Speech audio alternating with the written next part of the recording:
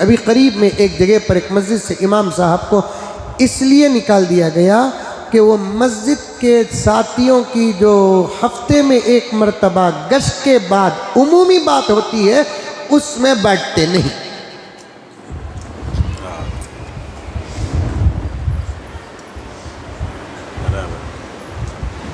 साथियों ने हंगामा बर्पा किया और उनको निकाल दिया। मैंने जब मुझे बात पहुंची तो मैंने उस मौलाना से कहा कि 10-15 मिनट बैठ जाते, एक आधा घंटा बैठ जाते तो फिर कोई मुसीबत ना आती। तो उन्होंने कहा हज़रत मगरिब के बाद बात होती है, मगरिब के बाद मकतब भी चलता है, इनका वक्त अल्लाह के रास्ते में लगा है। मैंने मंजा नहीं पूछना, जिनका वक्त बोले ना तुम्हारा लगा क्या बोलकर, ये अलग मुसीबत शुरू हो गई है। मौलवी साहब को पूछनी तुम्हारा वक्त लगा क्या बोलकर, वक्त लगा नहीं रे बाबा, हमें खुद वक्त।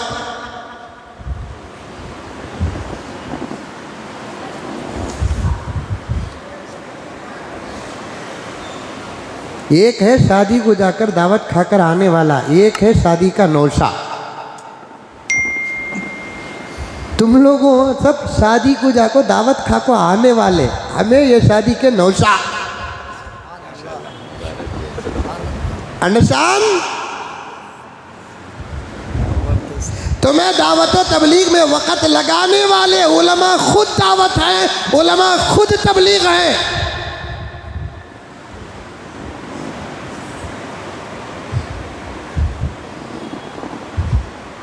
जहां जरा मुझे कुछ लगता है तो मैं उसकी कम से कम थोड़ी बहुत वजाहत तो कर देता हूं। जिनका वक्त अल्लाह के रास्ते में लगता है बहुत अच्छी बात है।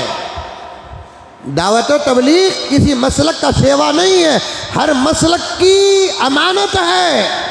हनफीउल मसलक हो वो दावत व तबलीग में जुड़े रहे, शाफीउल मसलक हो वो दावत व तबलीग में जुड़े रहे, मालिकी मसलक के हो दावत व तबलीग में जुड़े रहे, हम्बली मसलक के हो दावत व तबलीग में जुड़े रहे। जिनका कलिमा ला इलाहा इल्लल्लाह मुहम्मदुर रसूलुल्लाह वो दावत व तबलीग में जुड़े रहे। जो नबी पाक सल्लल्लाहु अलैहि वसल्लम पर ईमान लाया हो वो दावत व तबलीग में जुड़े रहे। दावत व तबलीग मसलक की दावत नहीं, मजहब की दावत है। दावत व तबलीग मसलक की दावत नहीं, आमाल की दावत है। दावत व तबलीग अमल बिल मारूफ का तर्जुमा है। दावत व तबलीग नहीं अनिल मुनकर की तफसीर है।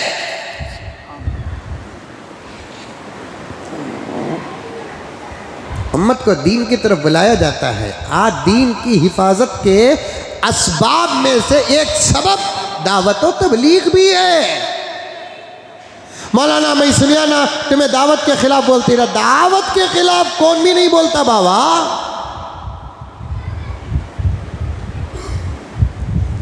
दावत के साथियों में गुलू होता है तो उनकी इस्लाह की जाती है।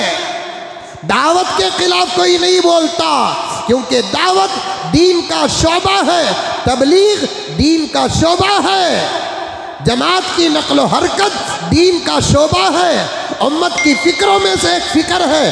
कोई दावत के खिलाफ आज तक बोला नहीं और आइंदा नहीं बोलेगा। कोई तबलीग के खिलाफ आज तक बोला नहीं और आइंदा बोलेगा नहीं है।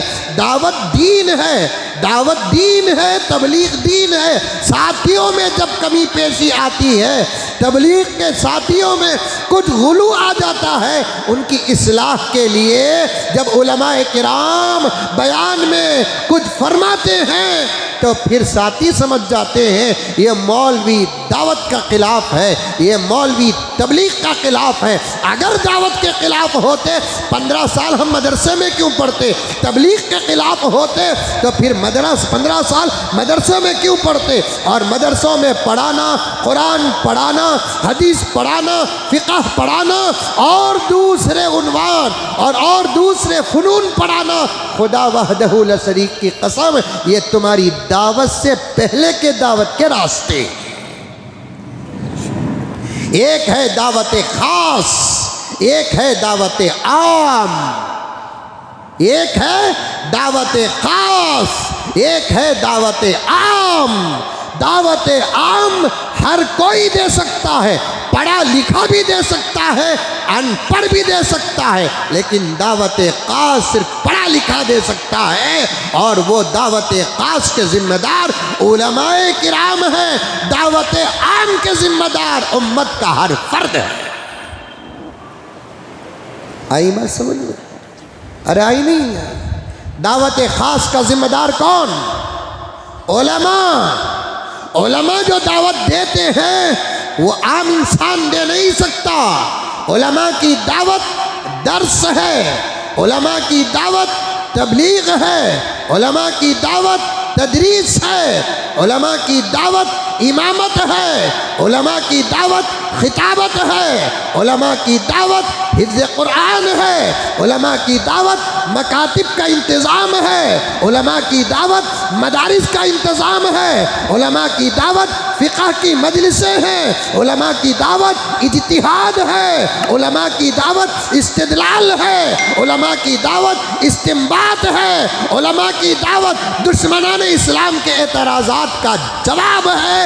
ये तुम नहीं दे सकते, सिर्फ वारिसीन अंबिया देते हैं। और हमारे काम को दावत से बाहर समझने वाला पक्का जाहिल है, हमारे काम को दावत से बाहर समझने वाला पक्का बेवकूफ़ है, नादान है, अहमक है, जो अपने अहमकपन का इजहार करता है, अपने पागलपन का इजहार करता है, अपनी जिहालत का इजहार करता है। जो आलिम है और किसी न किसी शोबे में लगा हुआ है, खुदा की कसम वो दावत के असल काम में लगा हुआ है।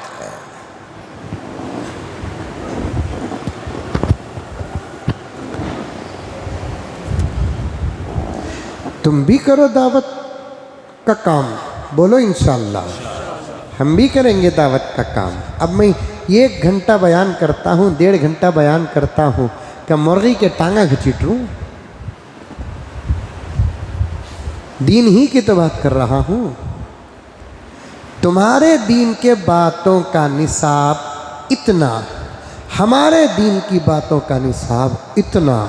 तुम्हारे दीन के बातों का निसाब और सिलेबस 6 बातें हैं जो एक कुआं या एक बोर कहा जा सकता है। उलमा के बातों का निसाब और सिलेबस ये कुआं एक बोर नहीं, एक ज़बरदस्त समंदर है जिसका साहिल पहुंच नहीं सकते आप।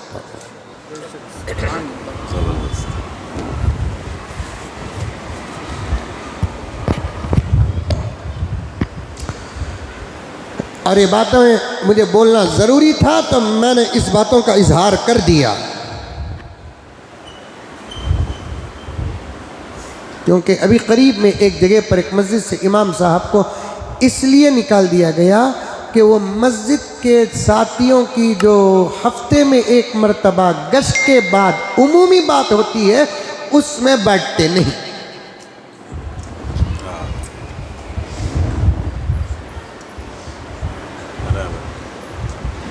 साथियों ने हंगामा बर्पा किया और उनको निकाल दिया। मैंने जब मुझे बात पहुंची तो मैंने उस मौलाना से कहा कि 10-15 मिनट बैठ जाते, 1 आधा घंटा बैठ जाते तो फिर कोई मुसीबत ना आती। तो उन्होंने कहा हज़रत मगरिब के बाद बात होती है, मगरिब के बाद मकतब भी चलता है। अब बताइए कि मैं इनकी मजलिस में बैठूं या बच्चों को कुरान पढ़ाऊं, दोनों में से कौन सा काम अफजल है? तो मैंने जब नबी की हदीस का दरवाज़ा खटखटाया, जिक्र की मजलिस में बैठने से ज़्यादा फजीलत कुरान की मजलिस में बैठना।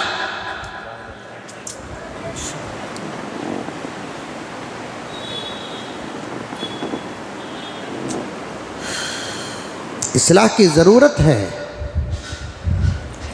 करो काम, आप करो। हर नौजवान साथी दावत व तबलीग में जुड़ा रहे,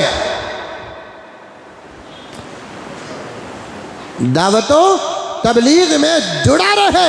मैं इसीलिए 4 या 5 जुमा पहले बरसबील तस्करा एक बात अर्ज किया था। हजरत इलियास रहमतुल्लाह अलैह बानी दावत व तबलीग नहीं, मुजद्दिद दावत व तबलीग है। बानी किसे कहते हैं? नए तरीके से किसी चीज़ को बनाना या किसी काम को शुरू करने को बानी कहते हैं। मुजद्दिद किसे कहते हैं? काम को नए तरीके से बनाता नहीं, किसी ने काम को बनाया, वो काम कमज़ोर पड़ता है तो फिर उस काम के अंदर रूह फूंकने वाला, उस काम में मेहनतें करने वाला जो होता है उसे मुजद्दिद कहते हैं। हजरात उलमा का इत्तेफाक है, हर 1000 साल को एक मुजद्दिद पैदा होता है जो 1000 साल के दीन की हिफाजत करता है, और हर 100 साल को एक मुजद्दिद पैदा होता है। सदी का भी एक मुजद्दिद होता है और 1000 साल का एक मुजद्दिद होता है। पहले 1000 साल का मुजद्दिद हजरत अबू बकर सिद्दीक है, दूसरे 1000 साल के मुजद्दिद हजरत मुजद्दिद अल-फसानी रहमतुल्लाह अलैह हैं, जो अकबर बादशाह के दौर में पैदा हुए और अकबर बादशाह की गुमराही से दीन को और उम्मत को बचाया। क्योंकि अकबर बादशाह को बहकाकर दीन के खातिमे का दुश्मनों ने इंतजाम किया था। और ये बादशाहान जो होते हैं ना, अक्सर दिमाग के कोरे होते हैं, बहुत कम बादशाहान दिमाग में कामिल होते हैं। अक्सर बादशाहान दिमाग में कोरे होते हैं। औरतों की अकल से भी कम अकल के लोग राजनीति में रहते हैं। बहुत कम बादशाहान होते हैं जो क्या होते हैं, जो अकल में कामिल होते हैं। अल्लाह को अल्लाह की उनको अता मिलती है और वो कुरान पाक की आयत की तफसीर रहते हैं। कुलिल्लाहुम्मा मालिकल मुल्क तुतिल मुल्क मन तशा व तंज़िउल मुल्क मिम्मन तशा। जिसको अल्लाह ने डायरेक्ट हुकूमत अता किया वो अकल में कामिल होते हैं, जो कब्जा करके हुकूमत करते हैं वो अकल में कोरे होते हैं। अकबर बादशाह भी वैसे ही 13 साल की उम्र में पूरे मुल्क का बादशाह बना। कितने साल की उम्र में? 13 साल की उम्र में पूरे मुल्क का बादशाह बना। कभी मेहनत कर को बादशाह बना नहीं, जंग जीत कर बादशाह बना नहीं, कोई मेयार नहीं था उसके पास, कोई इल्म नहीं था उसके पास कि बादशाह बनाया जाए। बस एक बड़े की निस्बत थी, बाप बादशाह था, बाप का इंतकाल हो गया, बेटे को बादशाह बनाओ। और इसी बात को इस्लाम ने रोका। हुकूमत विरासत से नहीं चलेगी, और जो हुकूमत विरासत में चलती है उस हुकूमत से उम्मत का फायदा नहीं होता।